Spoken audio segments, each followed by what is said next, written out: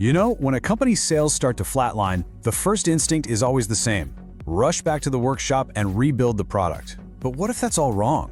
What if the fastest, most efficient way to sell more isn't to change the product at all, but to strategically change the customer's mental perception of the offer? It's a really powerful question because it challenges this fundamental and often very expensive assumption in business that if things aren't selling, the product must be broken. But that belief, it can be a massive, costly trap. So what if the features are actually fine? What if the quality is already there, but the real barrier, the thing stopping the sale, is purely psychological? What if the problem isn't the thing you're selling, but the story you're telling about it? This is the absolute core of offer repositioning. It's a system designed not to fix your product, but to fix the perception of it, unlocking growth you might have thought would take months or even years of painful, expensive development. And this, right here, this slide lays out the entire game. On one side, you've got the default path, rebuilding the product. It is so expensive, it is so slow, and there's absolutely no guarantee it'll work. You could spend a year and $1 million adding new features only to find out they don't move the needle one bit. But on the other side, you have reframing the offer. This is about using precise, low-cost psychological levers to change how that exact same product is perceived. It's fast, it's efficient, and it can literally make the perceived value skyrocket without changing a single line of code.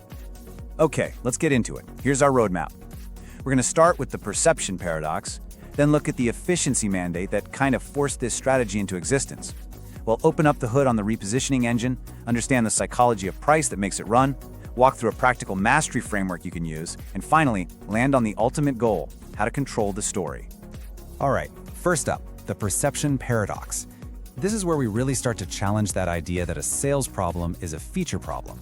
It's about getting that what people are willing to pay for something is almost entirely dependent on the context you put it in. So, what if that price tag is really just a story? And more importantly, what if you could change that story?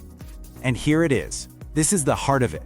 We automatically blame our own product when a customer hesitates, but so often, the real problem is just in their head. Offer repositioning is the system that fixes this. It can take an offer that's been collecting dust and suddenly make it feel, well, indispensable. Not by adding a single thing to it, but by totally changing the mental battlefield it's fighting on. It really proves that sometimes changing the context is way more powerful than changing the content. So, where did this idea even come from? It wasn't just some clever trick somebody dreamed up. It was actually born out of pure necessity. It came from this relentless pressure for businesses to grow, and to grow right now. In a world that demands speed, you can't always afford a long, expensive product overhaul to fix every sales issue. You need solutions that are cheap, fast, and deliver a punch immediately. And the solution came from the incredible work of Nobel-winning psychologists Daniel Kahneman and Amos Tversky. They give us this principle called framing effects. Okay, think about it like this. A package of ground beef that's labeled 80% lean will always outsell one that's labeled 20% fat. It's the exact same product. The only thing that changed was the frame. One highlights a positive, the other a negative. This simple but totally profound idea that how you say something can be way more important than what you're saying became the bedrock for a new, way more efficient kind of marketing. And here's the absolute game changer. The big strategic shift was from doing all this internal, product-focused work to doing external, psychological work. The core insight was realizing that the fastest way to get more people to say yes wasn't to build a better product, but to build a better reference point in their mind before they even look at the product. It's about managing their idea of value before they ever evaluate your features. Okay, so now let's pop the hood and see exactly how this engine works. Offer repositioning isn't just some vague idea. It's a systematic cognitive interference strategy. Now, that sounds a little technical, but it's really simple. It's about getting inside your customer's head and intentionally changing the way they think about your offer. It's designed to find whatever negative comparisons or frames they're using and actively replace them with new, much more favorable ones. This engine has 3 core gears that work together perfectly. First, you use the anchor shift to control the context of your price. Second, you do a frame reversal to switch the customer's motivation from seeking a gain to avoiding a loss. And third, you use a little mental shortcut called unit bias to just reduce the friction of the purchase. Let's break each one of these down. Step 1 is the anchor shift. Now, most companies make a huge mistake here. They anchor their price against a competitor's price, and that immediately throws them into a race to the bottom. The truly strategic move is to completely ignore your competitors. Instead, you anchor your price to the painful, very high cost of the customer's current problem. Think about it. How much time, money, or stress is it actually costing them to not solve this problem? Suddenly, that number becomes the new, much higher reference point for your price. Next up is frame reversal. This is where you flip the motivation. Instead of telling customers about all the cool stuff they'll gain, you reframe it around what they stand to lose if they don't buy. So a cybersecurity company isn't selling security features, it's helping you protect your business from a data breach that could cost millions. Financial advisor doesn't just help you gain wealth, they help you protect your family from an uncertain future. This taps directly into that powerful psychological trigger called loss aversion. And the final gear in our engine is unit bias. A big price tag, let's say $2,000 a year, it creates instant anxiety. It feels like a huge commitment. Unit bias is the simple technique of breaking that big number down into its smallest, most digestible piece, like the cost per day. It doesn't change the actual price 1 penny, but it completely changes the psychological weight of the decision. That big, scary number all of a sudden feels a whole lot less intimidating, doesn't it? So we've seen the engine. Now let's go one level deeper and look at the deep-seated human behaviors that make this whole thing work so well. And this isn't about being manipulative. It's about understanding the mental shortcuts our brains are already using to figure out what something's worth, and then just aligning your message with that process to make saying yes feel easy, logical, and even urgent.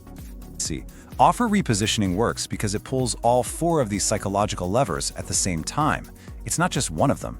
It's how they all work together, like gears in a machine, to shift a customer's entire way of thinking about value.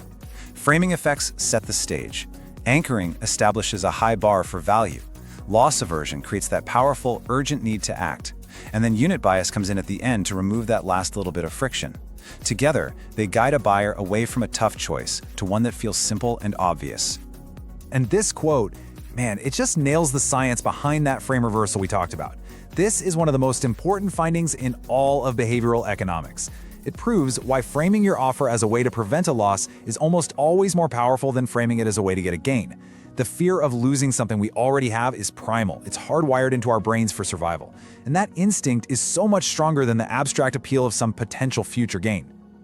Okay, so the theory is great, but how do you actually do this? Let's translate all of this into a practical 3-step framework. We've talked about the what and the why. Now let's get to the most important part, the how, so you can start mastering this yourself. Here are the 3 steps. It's that simple. First, externalize the comparison. Stop right now comparing your price to your competitors. Instead, do the work. Figure out the real cost of your customer's current problem, their status quo pain, and anchor your price to that. Second, always convert your total cost into its smallest unit to take advantage of unit bias. And third, you have to test. Systematically test your loss frame messages against your gain frame messages and see which one performs better. Okay, let's make this super concrete. Imagine your offer is $2,000 a year. For a lot of people, seeing that number causes instant sticker shock. Their brain just registers it as this big, scary commitment. It triggers anxiety, hesitation, all this stuff we need to get rid of. Now watch what happens. That same $2,000 price tag is, mathematically, the same as $5.48 a day. The amount of money is identical, but psychologically, it's a world apart. $5.48 a day feels like buying a cup of coffee. It's small, it's tangible, it's almost trivial. Isn't that incredible? You've just reframed the cost from a major investment into a minor daily habit, and all that psychological friction just melts away. And the final piece of the puzzle is to test. You have to find out which frame works best for your audience. So you create 2 versions of a headline. Version A focuses on the gain, get 50% more efficient. Version B focuses on avoiding the loss. Stop losing 10 hours a week to inefficiency. Then you run a simple A/B test and see which one gets more clicks. Don't guess which frame is better, let your customers tell you. Okay, so this brings us to the final, most important insight of this entire system. This is the big idea that really redefines where sustainable sales growth actually comes from. It's not just about what you build, it's about the story you tell about what you've built. And there it is. The real opportunity for growth, so often, isn't in another expensive round of product development. It's in the low-cost, high-leverage world of psychological framing. This whole system works because a customer's idea of a product's value isn't objective, it's completely subjective. And because it's subjective, it can be influenced. It can and it should be controlled by you, by strategically setting the right reference points in their mind. So let's end on this final thought. We always think about marketing as pushing people through a funnel, but the best marketing does something totally different. It doesn't push. It pulls people toward an inevitable conclusion that your offer is the obvious choice. And it does that because it takes control of the most important story of all, the story of the price. The only question left is, are you controlling that story?